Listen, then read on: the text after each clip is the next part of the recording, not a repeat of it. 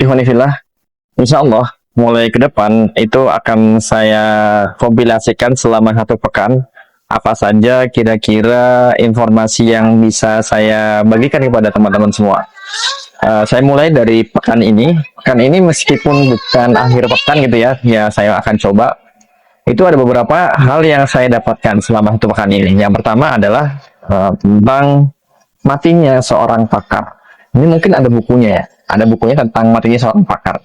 Tapi saya tidak ingin membicarakan tentang bukunya karena memang saya belum baca bukunya. Tapi maksud yang saya maksud di kalimat ini adalah pada saat ini, kenapa pakar itu akan hilang? Karena memang adanya teknologi, adanya AI. Jadi banyak sekali kita jumpai di sosial media, mereka membuat kata-kata, membuat tips atau membuat apa namanya teori, padahal itu mereka bukan bagian atau bukan eh, ahli di dalamnya, karena mereka mungkin menggunakan AI dengan template yang sama. Itu hati-hati. Kita suka melihat ya, ketika saya pun di share dengan oleh teman-teman bahwa ada nih quotes atau ada nih ilmu dari orang di sosial media.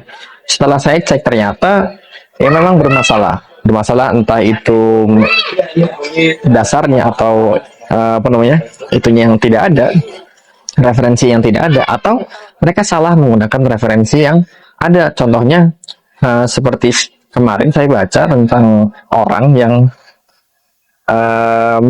menghubungkan antara seorang ayah, seorang bapak yang dia galak atau enggak dengan anaknya.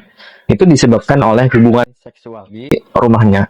Mungkin itu hal yang terlihat masuk akal karena memang dia disandingkan dengan hormon-hormon yang dihasilkan ketika berhubungan. Karena tapi itu tidak bisa dijadikan referensi karena tentu seseorang itu memiliki hubungan baik dengan anak itu sangat banyak variabelnya. Sedangkan variabel yang dia gunakan hanya sebatas hubungan di rumah gitu ya. Itu tidak bisa disimpulkan dengan sederhana itu.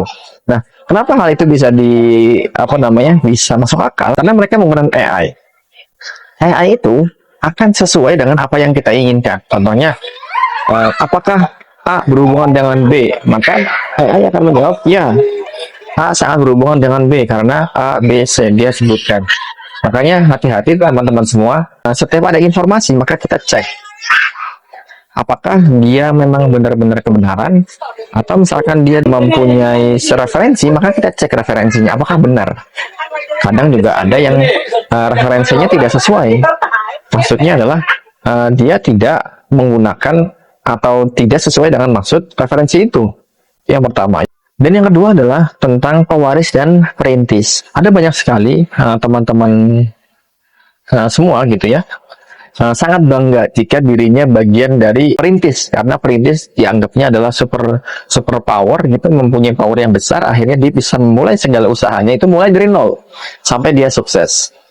Tapi sesungguhnya gitu ya, melihat dari bagaimana latar belakang masyarakat kita, itu sangat berbahaya. Yang artinya banyak dari kita itu tidak lebih rela jika ada orang sukses itu berasal dari pewaris gitu ya, karena variabel usahanya itu tidak sama gitu. Maksudnya gitu, seperti ini. Ketika kita bersama dengan teman kita gitu ya, dengan posisi yang sama, berangkat dari sekolah yang sama, main-main bersama, dan lulus pun bersama, tapi ternyata dia lebih sukses daripada kita. Dengan usaha yang sama, dia akan mencari variabel lain yang memungkinkan dia sukses. Ternyata ketika dia diketahui bahwa itu berasal dari orang tuanya, dari warisan, maka dia akan merasa lebih tenang karena ternyata dia sukses karena warisan, karena dia sebagai pewaris, tidak sebagai perintis.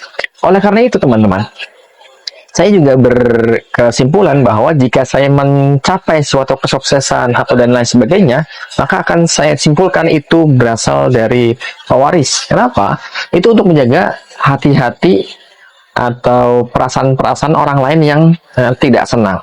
Loh, kenapa itu urusan kita? Bukan urusan lain, orang lain, bukan urusan kita. Ya itu kan jika kita lihat apakah seseorang itu sukses karena pewaris atau perintis, sebenarnya tidak merubah fakta bahwa dia telah sukses. Nah, kalau tidak merubah fakta bahwa dia telah sukses, maka apapun, meskipun itu pewaris atau perintis, itu sama saja. Maka kalau saya ditanya, bagaimana bisa meraih pencapaian A, B, C, saya katakan bahwa semua ini tidak lepas dari usaha-usaha orang lain, khususnya orang tua. Maka itu lebih insya Allah lebih diterima oleh orang lain dibandingkan kita sebutkan bahwa kesuksesan atau pencapaian-pencapaian yang saya capai itu berasal dari kekuatan saya pribadi. Karena itu lebih membuat orang lain iri, dan keirian orang itu sangat berbahaya, teman-teman. Itu bisa mereka akhirnya menghalalkan segala cara, atau mereka melakukan sesuatu yang mungkin berakibat buruk pada kita. Baik, cuman itu dua hal yang ingin saya sampaikan. Kurang lebihnya mohon maaf. Wassalamualaikum warahmatullahi wabarakatuh.